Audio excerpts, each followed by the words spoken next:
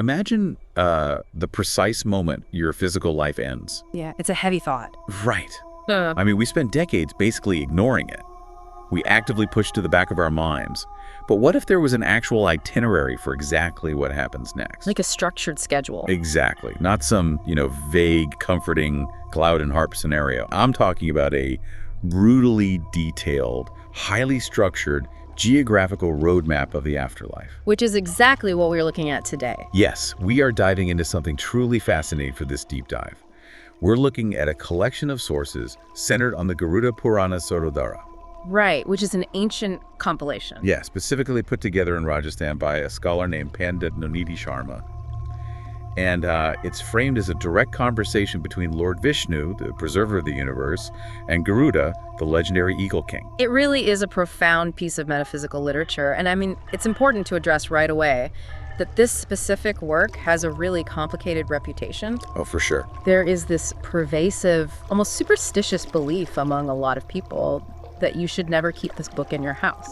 Right, because it's traditionally read during the mourning period, so people think it brings the energy of death into the home. Exactly. But if you actually delve into the introduction of the text itself, it vehemently argues the exact opposite. It defends itself. It does. It claims this knowledge is entirely pure, that it actually destroys the accumulation of past wrongs, and that engaging with it brings, a deep understanding of the world and ultimate spiritual liberation.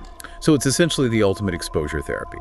By looking directly at the terrifying mechanics of death and the afterlife, it kind of strips away our daily anxieties about minor things. Yeah, that's a great way to put it. The core mission of this deep dive, and really the core mission of this ancient roadmap itself, isn't just to catalog a chamber of horrors, It's not just trying to scare you. No, not just to scare you into submission. The entire framework is meticulously designed to induce a specific state of mind.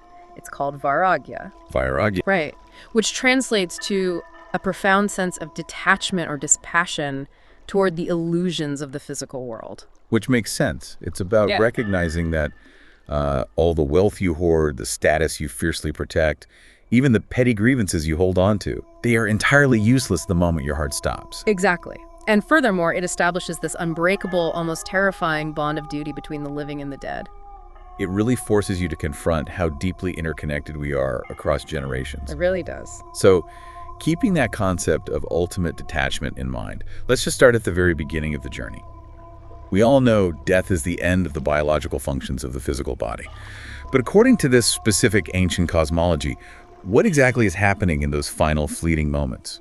The transition described here is incredibly visceral. I mean, it really doesn't shy away from the harsh biological realities of dying. Right. But it overlays them with this profound spiritual significance. So, as the moment of death approaches, the dying person's physical senses systematically fail. Which we see in hospitals every day. Yeah, the roadmap describes the vision blurring, the eyes rolling back into the head. Biologically, we just recognize this as the body shutting down, but spiritually, according to the text, it is the exact moment the soul is being severed from its physical anchor. Wow. And they describe the breathing too, right? They do. The life force, or the vital breath, is described as being blocked by phlegm in the throat. Which creates what we commonly call the death rattle. Exactly. It takes this biological phenomenon that has terrified families at deathbeds for millennia and, assigns it a cosmic weight. It's not just fluid in the lungs. It is the physical barrier trapping the essence of the person. Right. It's this final, desperate struggle between matter and spirit. And the pain of this separation is emphasized to an almost unimaginable degree. How do they even quantify that? To understand the scale, they use the concept of a kalpa. Okay, a kalpa. Which is an eon, billions of years in Hindu cosmology. Oh, wow. The roadmap states that in the dying person's mind, a single moment of this agonizing separation stretches out and feels like an entire kalpa of suffering. Just that one moment feels like billions of years. Yes, and the physical pain, the life breath, finally tearing itself away from the nervous system. It's likened to the simultaneous sting of 100 scorpions. Ouch. 100 scorpions. That is an incredibly evocative way to describe just a massive shock to the system. It is a violent, traumatic eviction. It truly is. And here is where the imagery gets incredibly specific and honestly fascinating. Once that violent eviction happens, the soul doesn't just float up as a misty cloud like you see in movies. No, not at all. The subtle body, the ativahik body, which contains the actual consciousness, is extracted from the physical corpse. And it is described as being exactly the size of a thumb. The term used is angushtamatra. The thumb-sized soul. Yeah, and it's a very deliberate visual choice if you think about what that represents. Right. You spend your whole life building this powerful physical presence. You command boardrooms, you build houses, you intimidate or charm people with your physical form. And in a fraction of a second. Exactly. All of that ego, all of that physical dominance is violently compressed into a completely vulnerable miniature form. It signifies a total loss of earthly power. You go from being the undisputed master of your domain to being practically microscopic and entirely defenseless. Completely defenseless. And you are going to need defenses because the welcoming committee is horrific. Oh, it's a nightmare. The moment this thumb-sized soul emerges, 2 messengers of Yama, the god of death, immediately arrive to collect it. And they are not gentle guides. No, they are meticulously detailed in their horror. They are completely naked, gnashing their teeth, their hair is standing on end, their skin is as black as crows. Right. They have crooked faces, nails that look like forged weapons, and they are carrying nooses and heavy clubs. They are the absolute personification of uncompromising cosmic law. They are there to enforce a final deadline. And the soul is terrified, naturally. Of course, it cries out, but those cries are completely useless. The messengers violently bind the thumb-sized soul with a noose and just begin to drag it away. It's like to ride it. Yeah. And one of the most heartbreaking details is that as it is being dragged, this tiny, bound soul looks back at its own home. It looks back at its own lifeless body, surrounded by weeping relatives. It's such a devastating image. To put it in perspective for you listening, imagine it's like being violently evicted from a house you spent your entire life painstakingly building. Yeah. You are thrown out completely naked in the freezing cold, and you suddenly realize with absolute clarity that all your wealth, your status, your credit score, none of it can pay the rent in this new reality. Not a single cent of it matters. You are watching strangers repossess your home while you were dragged away by the collar. But, you know, this raises a massive logistical question for me. Okay, what is it? If the soul is just this highly vulnerable thumb-sized spirit at this point, I mean, essentially just raw, exposed consciousness, how does it physically endure the grueling journey ahead? Right, that's the big question. Because you can't put a thumb-sized wisp of spirit through a physical obstacle course? It doesn't make sense. You've hit on the exact metaphysical problem the tradition addresses next. You are absolutely right. The thumb-sized subtle body cannot experience the tactile consequences of its karma without a more substantial form. It needs a vehicle. Yes, it requires what is called a yatana deha. Yatana deha. Right, it literally translates to a body of torment, or a body meant specifically for experiencing the consequences of past actions. Okay. And this is where the profound interconnectivity comes in. The soul cannot build this body itself. Wait, so someone else has to build it? Yes. This new afterlife body must be systematically constructed by the living relatives back on Earth. That is so intense. They do this through the ritual of Pindadayan, which is the offering of specific rice balls during the mourning period. This blew my mind when we were going through the sources. It is so incredibly precise. It doesn't just say, you know, offer some food to honor the dead. It reads almost like a metaphysical blueprint. It really does. Like a step-by-step assembly manual for a spiritual body. Let's break down this 10-day construction process because it is fascinating. It truly is a daily process of spiritual gestation.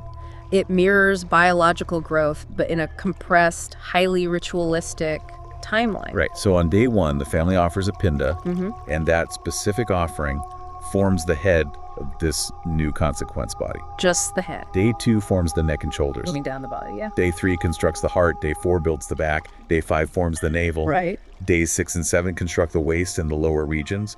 Day 8 forms the thighs. Day 9 forms the knees and feet. So by the end of 9 days of continuous rituals by the family, the entire physical scaffolding of this new spiritual body is complete. Which is an incredible amount of work and focus for a grieving family. Absolutely. And that leads us to the 10th day, which is perhaps the most crucial step of the entire process. What happens on the 10th day? The offering on the 10th day actually activates the body. It specifically introduces hunger and thirst into the newly formed entity. It introduces vulnerability. Exactly. It introduces craving and necessity. Because, think about it, Without hunger and thirst, the tortures of the subsequent journey, the denial of resources, the exhaustion, they wouldn't hold any actual weight. Right, if you can't starve, a desert isn't scary. Precisely. Hunger is the primary driver of biological suffering, and it is weaponized here in the spiritual realm. But wait, how does a physical ball of rice on Earth become the building block of a spiritual body in another dimension? This requires understanding the concept of subtle matter. Okay. The ancient cosmology operates on the idea that everything physical has a subtle vibrational essence. Through the precise chants and the ritual use of fire or water, the gross physical carbohydrates of the rice are transmuted. It's like changing its state. Yes. The ritual unlocks the metaphysical frequency of the offering, allowing the soul to absorb it across dimensions. That makes perfect sense within the logic of this world. It's like turning a physical document into a digital file so it can be emailed across the world. That's a perfect analogy. But there's a fascinating bureaucratic element to this too. The offering isn't just handed over to the soul on a silver platter. No, there's a strict division of resources, a cosmic supply chain distribution. Yeah. So the daily pinda is divided into 4 distinct parts in the spiritual realm. 2 parts of the transmuted essence go directly toward nourishing the 5 fundamental elements, earth, water, fire, air, and space, that actually make up the structural substance of this new ghost body. Right, the building materials. But the 3rd part operates essentially as a toll or a retainer fee. It goes to sustain Yama's terrifying messengers who are holding the soul captive. It keeps them placated and fueled for their exhausting work of dragging the soul. And only the 4th, final part is actually consumed by the soul itself for pure sustenance. It is incredibly transactional. It almost mirrors earthly corruption. Or, well, the ultimate inescapable bureaucracy. The soul only gets 25% of the care package sent by their family, and they have to use part of their own family's offering to feed the very guards who are torturing them. It's a brutal system. But this brings up a terrifying hypothetical scenario. We need to explore the stakes here. Okay. What happens if the family drops the ball?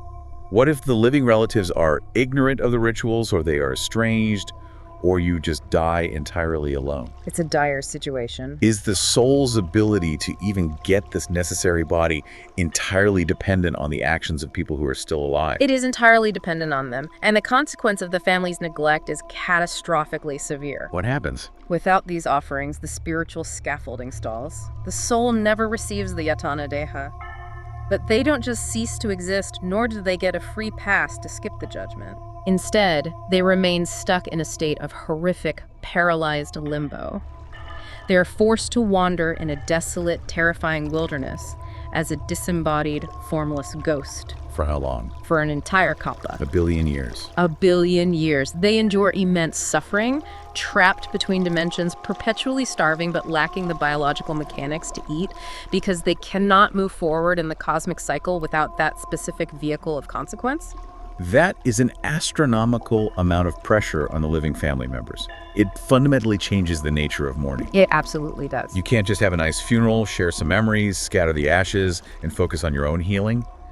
You have urgent, highly structured metaphysical engineering to do for your loved one. Exactly. Their immediate comfort and their entire trajectory in the afterlife depend on your strict compliance with a 10-day ritual timeline. It perfectly illustrates the deeply ingrained concept of Rina. Rina. Yes, which translates to cosmic debt. In this worldview, you are not born as an isolated, independent individual. You are born deeply in debt. To who? To the gods, to the sages who preserve knowledge, and most importantly, to your ancestors who gave you life and a lineage. So it's an inherited obligation. Right. This ancient roadmap operationalizes that abstract ancestral debt into a strict, non-negotiable set of actions with dire, eternal consequences for failure. It forcibly binds the family together through mutual obligation across the ultimate boundary of death. It is a really powerful societal mechanism to ensure continuity and respect for the lineage. It is. Okay, let's assume the family does everything right. The rituals are flawlessly executed, the debt is honored, the subtle matter is transferred. By day 10, this new consequence body is fully formed. Right. Interestingly, the source notes that this new body is exactly 1 cubit long, which is roughly the distance from your elbow to the tip of your middle finger. It's a bizarrely specific and rather diminutive size, isn't it? It really is. It reinforces how small and powerless they are compared to those towering, terrifying messengers. So once this 1 cubit-long, starving, highly sensitive body is fully fueled by the final offerings on the 11th and 12th days, what exactly is it stepping into on day 13? Day 13 marks the beginning of the Great Migration. The soul, now bound within this highly sensitive form, is tied up by the messengers. Tie up how? The description explicitly states they are bound like monkeys. Wow. Which is a very deliberate detail intended to emphasize their total loss of dignity, agency, and humanity. They are completely stripped of their earthly pride and dragged onto a relentless, punishing path leading toward the realm of Dharmaraj. And Dharmaraj is another name for Yama, right? Yes, but it highlights his specific role as the king of Dharma, the ultimate unwavering arbiter of cosmic justice and truth. And this journey to the courthouse is not a quick trip down the road. We are talking about an epic, grueling geographical nightmare. It is a journey of incomprehensible scale. The roadmap lays out the geography with mathematical precision. The distance to Dharmaraja city is exactly 86,000 yojanas. Let's give you a sense of that scale if you're listening. A yojana is an ancient unit of distance, typically estimated to be somewhere around 8 or 9 miles. Right. So if we do the math on 86,000 yojanas, we are talking about a journey of roughly 700,000 to 800,000 miles. It's massive. That's significantly further than the distance from the Earth to the Moon and all the way back again. It is my mind-bending, astronomical distance to cover on foot. It is a staggering distance designed to convey the immense, terrifying gulf between the comfort of the living world and the stark reality of final judgment. And it's not an at-your-own-pace kind of hike either. Not at all. The soul is forced to travel at a brutal, mathematically precise rate. Exactly 247 yojanas day and night without a single moment of rest, sleep, or reprieve. No breaks whatsoever. None. At this relentless, exhausting speed, the entire journey takes exactly 1 full calendar year to complete. A full year of uninterrupted, forced marching while being dragged by a noose. And it's not a scenic route. It's not a hike through a metaphysical wilderness. No, it's heavily populated with horrors. Right. The roadmap explicitly outlines 16 distinct waypoints, or cities, that the soul absolutely must pass through on this year-long trek.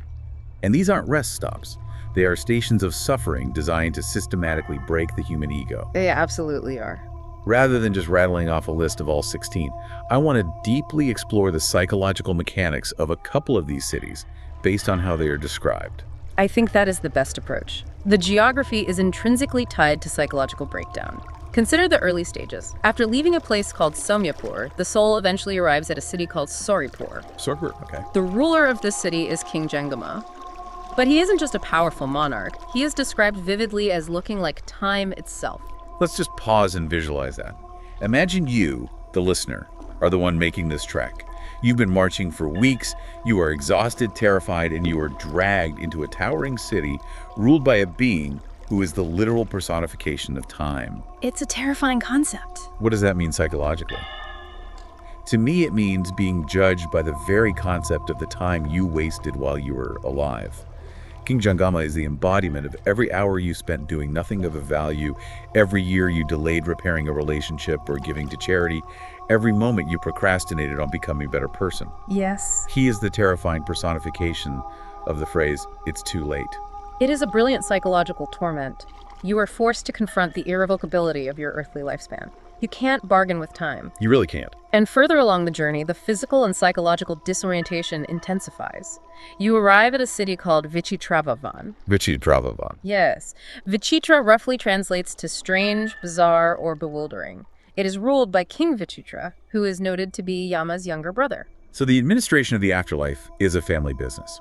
Apparently so. But a city named Bizarre suggests a place where the fundamental rules of reality completely break down. It's not just about physical pain. It's about shattering the soul's sanity before they even reach the final judgment. Precisely.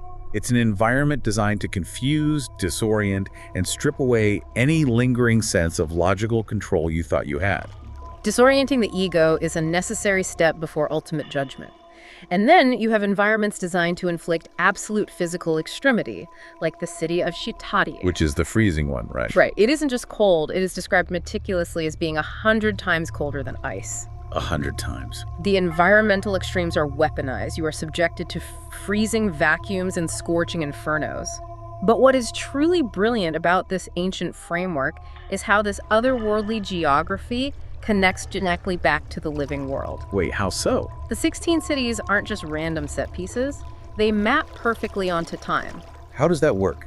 How does a terrifying city, hundreds of thousands of miles away, connect to a family sitting in their living room back on Earth?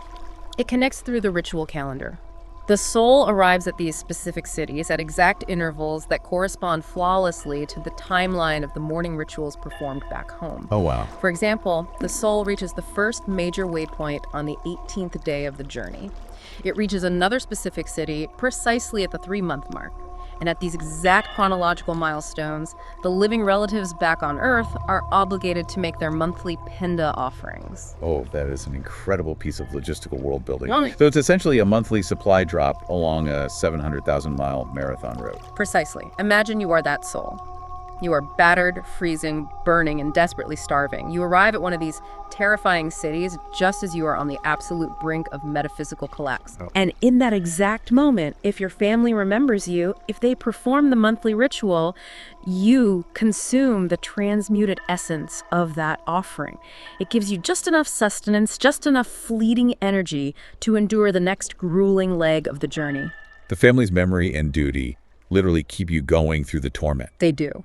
But if they forget the 3-month anniversary, if they get busy with their own lives and skip the ritual, Then there is nothing. you arrive at the city of illusions, and there is no supply drop. You just starve, unable to die again, suffering endlessly until the next offering might finally arrive. The dependence is absolute. It is entirely absolute. And the soul desperately needs that strength because the environment between these cities is a continuous horror show. The roadmap details the soul being forced to march barefoot over scorching, burning sands that blister their consequence body. Yes, the terrain itself is hostile. That are battered by freezing, cutting winds. There are bizarre, highly localized weather events too, like showers of actual blood falling from the sky. Blood, weapons, rocks. Yeah. Rains of sharp weapons that pierce the spirit and showers of burning rocks. It is a hostile gauntlet. There are stretches of total disorienting darkness and deep, unseen pits they constantly fall into. And through all of this, the messengers never stop. They don't give them a break. No, they drag the soul by hooks pierced directly through their nose or ears to force them to maintain that relentless pace of 247 yojanas a day. Brutal. And as they are dragged through this agonizing environment, the primary internal torment isn't just the physical pain, it is the overwhelming, crushing weight of regret. Right, because this whole journey is designed to force reflection. As the soul walks, it constantly laments its earthly life. And the thoughts aren't, I wish I had bought a bigger house or I wish I gotten that promotion. Not at all. The regrets are highly specific to societal and moral duties. They bitterly regret not giving to charity when they had the chance. They regret not doing simple things like providing water for thirsty animals or not supporting scholars in the pursuit of knowledge. The regrets outlined in the source material are deeply embedded in the societal and religious frameworks of ancient India. For instance, it mentions women specifically regretting not following very specific, stringent fasting rules, like the Chandrayana fast. Right, and as a point of clarity for you listening, we are impartially reporting the specific societal rules contained within this ancient text. We aren't endorsing these historical gender dynamics or specific religious mandates, but rather exploring how the text utilizes the concept of regret. Exactly. The historical context is key, but the core mechanism is universal. The soul is tortured by the crystal clear realization of what they should have prioritized when they had the agency to do so. They realized that every moment they spent acting selfishly was a brick they were laying on this agonizing path.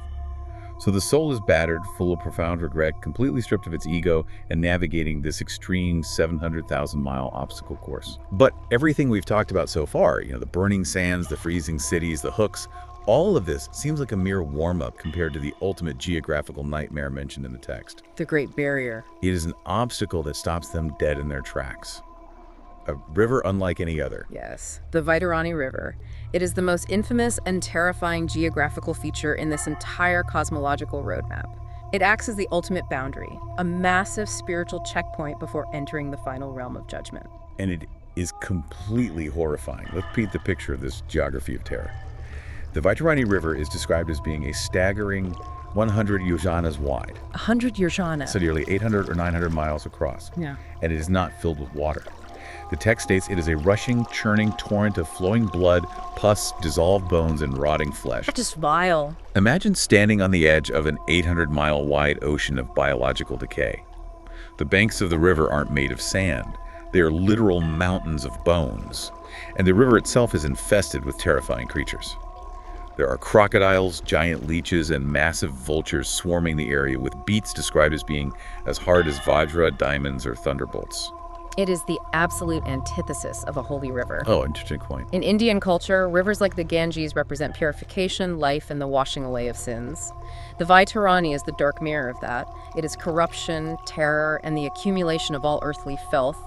And the river itself possesses a kind of malevolent sentience. Sentience, like it's alive. Yes. The roadmap notes that when the Vaitarani simply sees a sinful soul approaching its banks, the river literally begins to boil and churn in anticipation. The river itself wants to consume you. The soul, having survived a year of marching, arrives at this bank, sees this boiling expanse of blood and monsters, and simply weeps. It is an insurmountable obstacle for a tiny, exhausted, 1-cubit-long body. How do you cross an 800-mile river of boiling blood? The answer lies in the etymology of the river's name itself. The text provides a fascinating linguistic breakdown. The word Vaitarani is derived from the root vitarana, which fundamentally means giving, distributing, or charity. This reveals the core philosophical mechanism of the river. You cannot swim across it. You cannot fight your way across it. The only way to cross the Vaitarani River is if your soul lived a life defined by Vaitarana, by charity and giving. It is the ultimate manifestation of the phrase, you can't take it with you, but you can send it ahead. The wealth you hoarded in your bank account on earth is completely useless on the bone banks of the Vaitarani. Completely useless. The only currency accepted by the ferryman is the charity you freely gave away while you were alive. The source specifically highlights the donation of a cow as a paramount act of charity that ensures safe passage, which again reflects the agrarian societal values of the time. If the soul possesses that specific spiritual currency, if they lived generously and performed those acts of charity, the terrifying nature of the river is bypassed. A fisherman arrives in a boat, a ferryman of sorts, to safely and peacefully carry the generous soul across the churning expanse. The horrors of the river remain beneath them, unable to touch them because they are shielded by their past acts of giving. But what if they didn't? What if they were greedy, selfish, and hoarded everything for themselves? They have no currency, the boat doesn't come. What happens to them on the banks of the Vaitarani? The alternative is incredibly violent. If they lack the merit of charity, they are not allowed to just wait on the shore. They can't just hang out. No. Airborne messengers swoop down, they pierce the soul directly through the mouth with a massive hook, and they drag them through the boiling, infested blood exactly like a fish caught on a line. Oh my God. They are repeatedly plunged into the suffocating, burning depths, choked by the pus and blood, bitten by the creatures, and then violently pulled back up by the hook in their mouth, only to be plunged down again. It is a dark, poetic irony. If you spent your life ruthlessly treating other people and creatures like expendable resources, hoarding wealth and refusing to help, you were ultimately treated exactly like a helpless fish on a hook. You were reduced to mere bait in an ocean of decay. It's a brutal enforcement of empathy. It really is. So after surviving the freezing cities, the burning sands, the year-long march, and the horrifying crossing of the Vaitarani River, the soul finally reaches the end of the 86,000 yojanas. They finally make it. The journey is over. Who is waiting for them at the end of the road? After a full year of unimaginable trauma and purification, the soul finally arrives at the southern gate of Yamaraja's towering city. The South Gate. Right. The south is traditionally associated with Yama and the realm of the dead in Hindu cosmology. When they arrive, they don't just walk in. There is a strict, terrifyingly efficient bureaucratic protocol. The soul is met by the gatekeeper, an entity named Dharmadwaj. Dharmadwaj. Yes, Dharmadwaj's role is to announce the arrival of this specific soul to Chitragupta. Let's talk about Chitragupta. He is one of those fascinating figures in this entire cosmology. He isn't a punisher or a torturer. No, he is the ultimate cosmic accountant. The cosmic accountant. Exactly. Chitragupta is the celestial record keeper.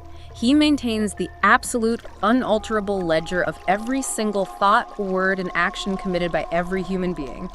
When Dharmadhwaj announces the soul, Chitragupta opens the ledger and then formally reports the soul's total balance of karma directly to Dharmaraj, the ultimate judge. This brings us to one of the most brilliant and unsettling aspects of this entire deep dive, the ancient surveillance state. The witnesses. Right? How does Chitragupta know everything? How does a cosmic accountant get the data on a secret lie you told in a locked room 20 years ago? The source explains this network in detail, introducing entities known as the Shravanas, who are described as the sons of Brahma, and their wives, the Shravanis. The Shravanas and Shravanis are omnipresent, invisible agents of cosmic intelligence. They have the ability to see and hear absolutely everything from afar. Everywhere. They observe every hidden deed, hear every whispered secret, and understand every silent motivation. They constantly report this data back to Chitragupta's ledger. But the surveillance network goes far deeper and is far more poetic than just invisible agents. How so? The roadmap explicitly lists the fundamental elements of the universe as constant, inescapable witnesses to human action. This is the part that gave me chills. It's not just angels with clipboards. The text states that the cosmic witnesses to your life include the sun, the moon, the wind, the fire, the sky, the earth, the water, the day, the night, and the twilight. Think about the profound psychological implications of that list. It's massive. You might successfully hide a terrible deed from your spouse, your neighbor, or your government. You might bury a secret so deep that no human being will ever find it. But you cannot hide it from the ground you are standing on. Right. You cannot hide it from the air filling your lungs. You cannot commit a crime at dusk and think you got away with it because the twilight itself was watching you, and the twilight will testify against you in the court of Dharmaraj. You are walking through a continuous, inescapable field of witnesses every second of your life. The universe itself is recording you. And the text includes 2 more witnesses at the very end of that list, which are deeply impactful. What are you? Dharma itself, the abstract concept of cosmic order, and finally, a person's own heart. The inclusion of the heart is the ultimate masterstroke of this philosophy. Your own internal conscience, your deepest, most unfiltered inner knowing, is subpoenaed as a witness against you. You literally testify against yourself. You do. You can lie to everyone else, and you might even temporarily convince your conscious mind of a lie, but your deepest heart knows the exact truth of your intentions. And in this final judgment, your heart speaks the absolute truth to Chitragupta and the Shravanas, who themselves are incapable of speaking anything but the truth. Wow. There is zero margin for spin, denial, or high-priced legal defense. The raw data of your existence is laid bare. So the ledger is read, the witnesses have testified, Chitragupta hands the report to Yama, the Dharmaraj. What happens next? How does the judge react to the evidence? If the ledger reveals a life of righteousness, Yama remains calm, majestic, and welcoming. Okay, good. However, if the soul standing before him is revealed to be a sinner, if the ledger is full of cruelty, greed, and selfishness, Yama instantly strips away his calm demeanor. The text describes his transformation into a form of sheer, paralyzing terror. How is he described? He grows immense in size, towering over the 1-cubit-long soul. He is described as riding a massive buffalo holding a heavy rod of punishment. He roars with a voice like a violent storm cloud. He possesses 32 arms, representing his inescapable reach, and his eyes are described as being as dark and deep as bottomless wells. That is the ultimate final image. Yeah. Staring up into eyes as deep as wells, knowing with absolute certainty that every selfish choice you ever made has led you exactly to this inescapable moment, and that your own heart has just testified against you. It is terrifying. It is terrifying, yes. But as we transition toward the end of our journey today, it is crucial to pull back and look at the bigger picture. The ultimate message of this incredibly detailed, gruesome roadmap is not actually despair. The text wasn't written to make people cower in permanent fear of the dark. So what's the point of all the horror? The entire purpose of vividly outlining this inescapable cosmic accounting system is to inspire immediate, positive action in the living. It is a tool for awakening. By forcing you to recognize that your wealth is useless, your ego is fragile, and the universe is constantly watching, it practically demands that you act ethically today. It demands that you give generously, that you honor your debts to your ancestors, and that you drop your arrogant attachments to temporary physical things. It's a harsh medicine, but an incredibly potent one. Let's recap the sheer epic scope of the deep dive we just took. We started with the violent extraction of the thumb-sized soul, feeling the sting of 100 scorpions. We explored the incredible metaphysical mechanics of the 10-day body construction, where earthly rice balls are transmuted into spiritual scaffolding. A literal labor of love from the family. Exactly. We marched alongside the soul on that brutal, year-long, 700,000-mile journey across 16 cities of psychological and physical torment, surviving only on the monthly memory of our family. We stood terrified on the bone banks of the Vaitarani River, realizing that charity was our only lifeboat. The only way across. And finally, we faced the ultimate inescapable judgment of Yama, surrounded by a cosmic surveillance network that includes the sun, the wind, and our own beating heart. The core takeaway for you listening right now is that this ancient text asks you to deeply and honestly evaluate your attachments. Whatever it is you are hoarding right now, be it money, status, or petty grudges, whatever ego you are fiercely defending, it holds absolutely zero weight on that 86,000 yojana journey. None at all. When you are stripped down to a thumb-sized consciousness, the only things that follow you across the threshold are your actions, your charity, and your unvarnished truth. That is a powerful place to land. It completely reframes what is actually valuable in a human life. And to leave you with a final lingering thought to mull over as you go about the rest of your day. The text tells us that the sky, the wind, the twilight, and your own heart are constantly recording every single deed and intention. Every single one. So as you walk out of your door today, or have a difficult conversation, ask yourself, if the very air around you is actively taking notes, how does that change what you choose to do when you think nobody is watching?